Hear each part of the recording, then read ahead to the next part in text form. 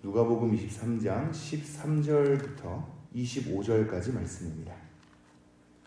빌라도가 대제사장들과 관리들과 백성을 불러 모으고 이르되 너희가 이 사람이 백성을 미혹하는 자라 하여 내게 끌고 왔도다. 보라, 내가 너희 앞에서 신문하였으되 너희가 고발하는 일에 대하여 이 사람에게서 죄를 찾지 못하였고 헤롯이 또한 그렇게 하여 그를 우리에게 도로 보내었도다. 보라, 그가 행한 일에는 죽일 일이 없느니라. 그러므로 때려서 놓겠노라.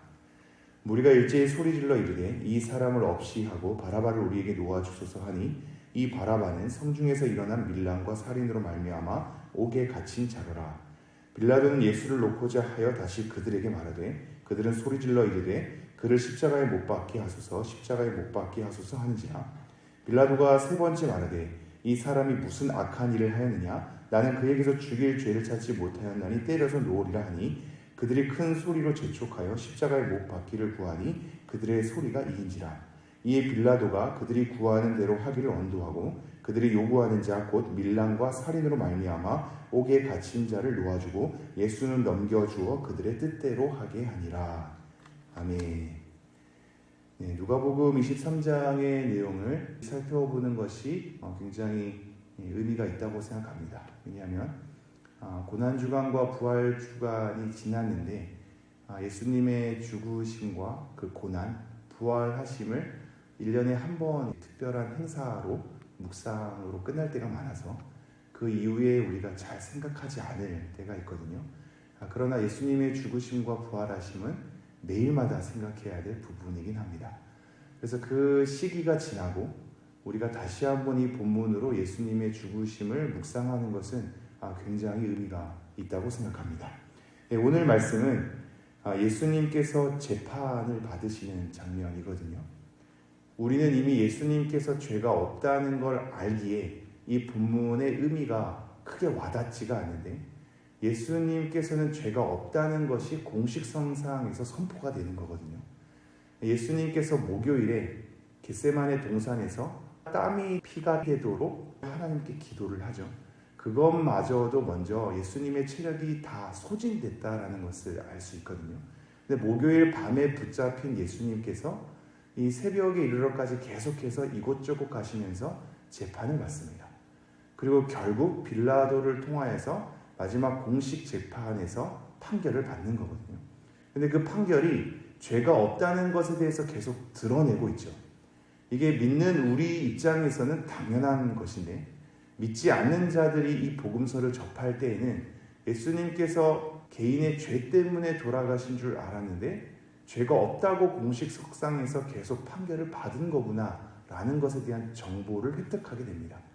그러므로 누가 봐도 믿는 자나 믿지 않는 자나 모든 사람이 봐도 공식 석상에서 예수님은 죄가 없는데 죽으셨구나를 계속해서 볼 수 있는 대목이란 말이죠.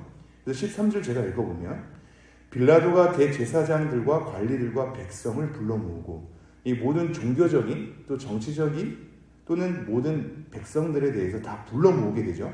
14절 이르되 너희가 이 사람이 백성을 미혹하는 자라 하여 내게 끌고 왔도다. 보라, 내가 너희 앞에서 신문하였으되 너희가 고발하는 일에 대하여 이 사람에게서 죄를 찾지 못하였고, 이 보라라고 할 때는 집중해서 무언가 굉장히 중요하게 드러낼 때 하는 선고입니다. 보라라고 얘기하면서 죄를 찾아내지 못하였다 이렇게 얘기를 하죠.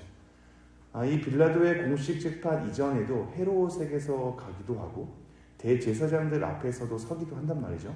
이것저것 갈 때마다 예수님의 죄가 없음이 드러나게 됩니다. 빌라도와 헤롯이 좋지 않은 사이임에도 불구하고 예수님의 이 사건 때문에 둘이 친구가 된단 말이죠. 둘이 친구가 돼서 서로 모의를 할 수 있음에도 불구하고 죄를 찾지 못하는 것으로 계속 드러나게 되죠. 15절 헤롯이 또한 그렇게 하여 그를 우리에게 도로 보내었도다. 보라, 그가 행한 일에는 죽일 일이 없느니라. 죽일 일이 없고 죄를 찾을 수 없다라고 계속 선고합니다. 그러면서 빌라도를 한번 잘 헤아려 주십시오.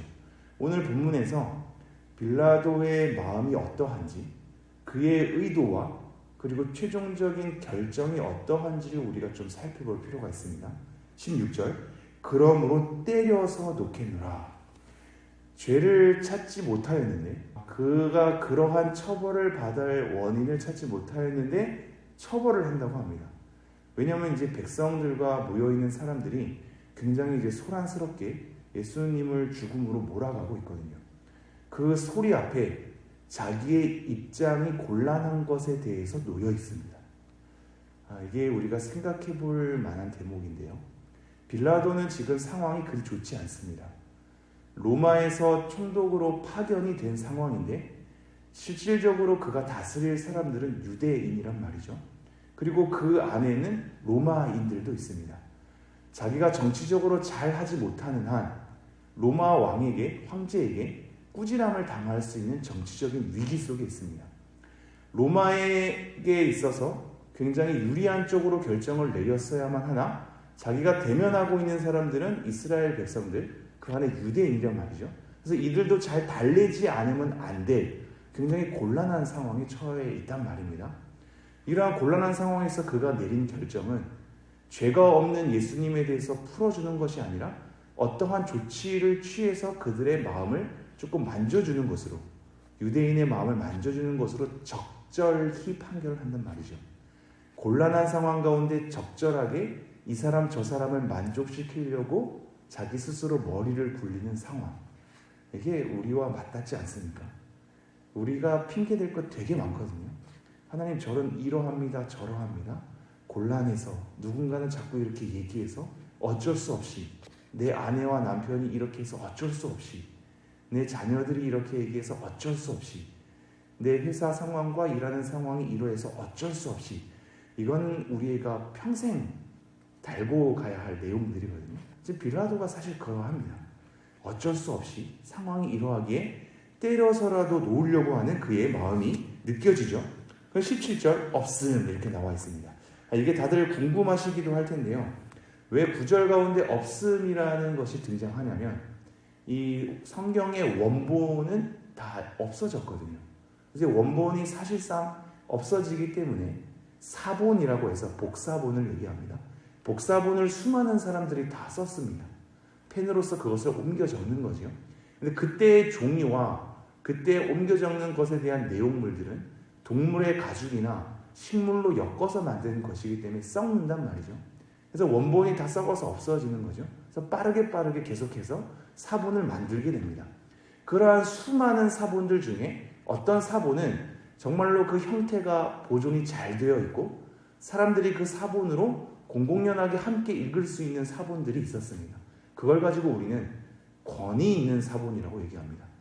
권위 있는 사본이 있고 수많은 사본들 가운데 조금 흔적이 많이 흩어졌고 신뢰도가 조금 떨어지는 사본들도 있단 말이죠. 그래서 어떠한 사본에는 실려 있으나 어떠한 사본에는 실려 있지 않은 걸 발견하게 돼서 이러한 경우에 없음으로 처리하고 그러나 흔적은 남겨두는 겁니다.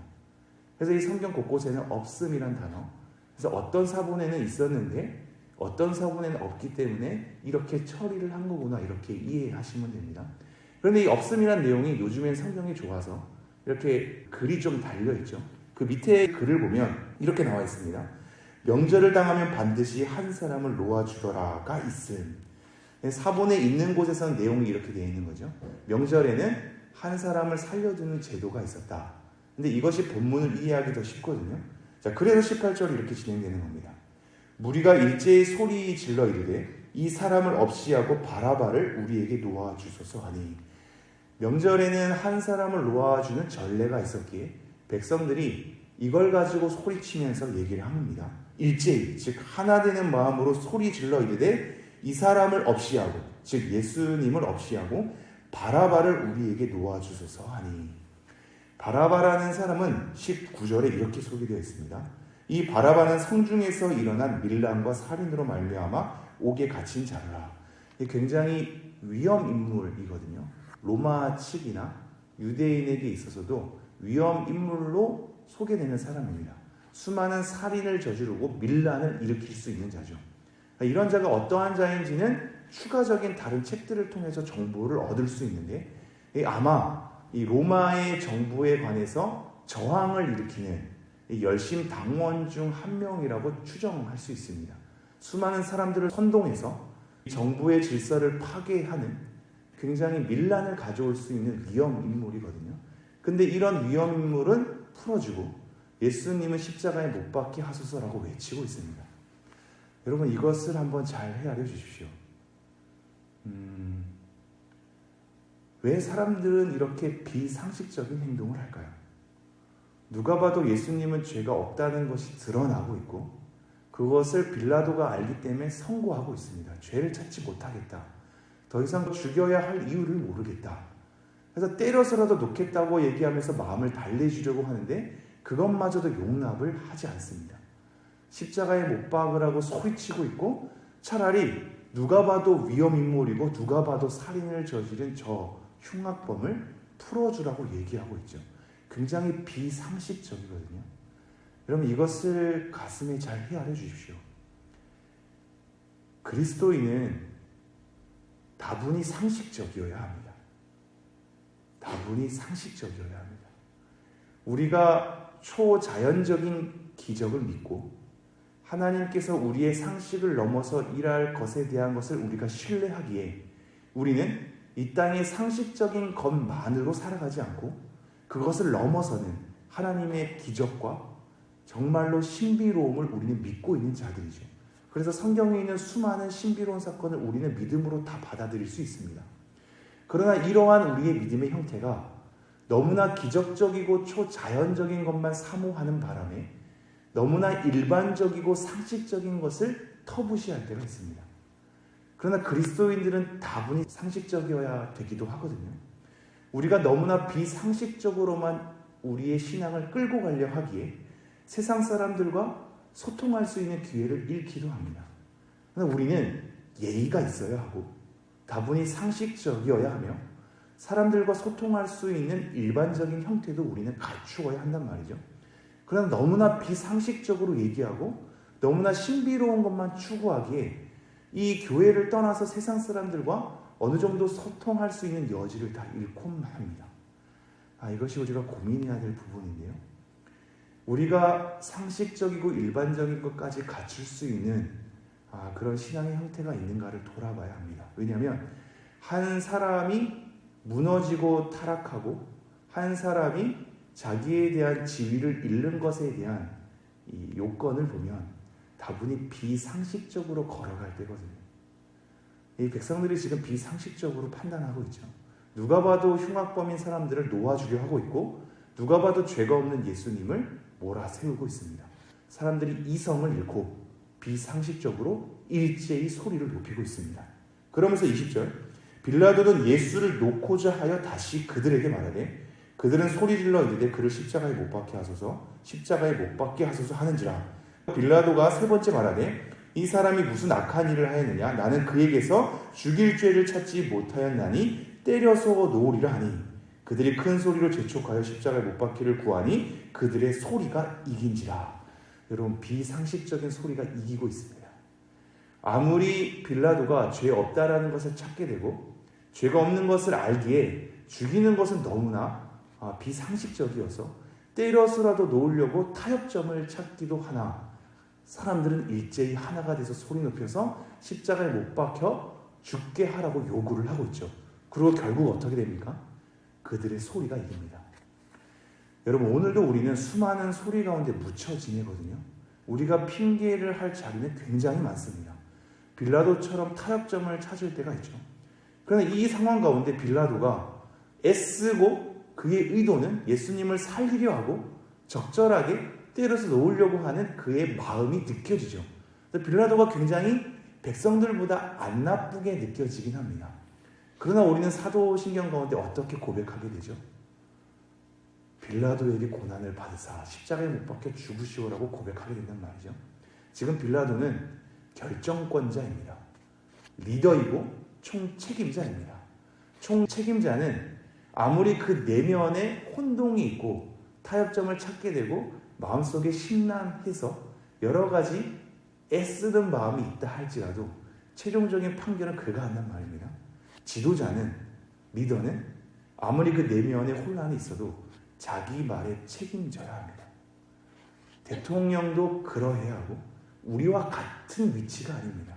우리도 실수할 수 있지. 그러니 지도자도 실수할 수 있어로 봐줄 수 있는 자리가 아니란 말입니다. 자기 말에 책임져야 하는 그래서 빌라도도 수많은 내적 갈등이 있지만 그의 말에 책임져야 하는 최종 판결자로 서 있는 거죠. 그들의 소리가 이겨버렸거든요. 아무리 핑계댄다 해도 결국은 그들의 소리에 먹혔습니다. 우리도 핑계를 잘 대려 하나 결국 우리 말에 책임져야 하죠. 그 수많은 소리에 우리가 먹힐 수 있단 말이죠. 24절 25절 이에 빌라도가 그들이 구하는 대로 하기를 언도하고 그들이 요구하는 자 곧 밀란과 살인으로 말미암아 옥에 갇힌 자를 놓아주고 예수는 넘겨주어 그들의 뜻대로 하게 아니라 그들이 구하는 대로 그들이 요구하는 대로 그들의 뜻대로 이거를 다 표시해 주십시오. 그들이 구하는 대로 그들이 요구하는 대로 그들의 뜻대로 결국 그들의 뜻대로 되었습니다. 우리도 빌라도의 입장에 놓일 때가 있을 것입니다. 하지만 핑계할 수 없을 때가 있을 겁니다. 결국 우리의 결정에 책임져야 할 때가 있을 것입니다. 그러한 책임 가운데 그들의 요구와 그들의 구함과 그들의 뜻대로 끌려가고 있지는 않는가? 우리의 위치 가운데 어떻게 결정해야 하는가를 돌아보면서 하나님 앞에 나의 무지함과 갈등을 다시 한번 기도로서 끌고 가고 어떻게 살아가야 하겠는가를 고민하며 나아가는 우리 모두가 되기를 간절히 소망합니다. 네, 우리 함께 기도하도록 하겠습니다.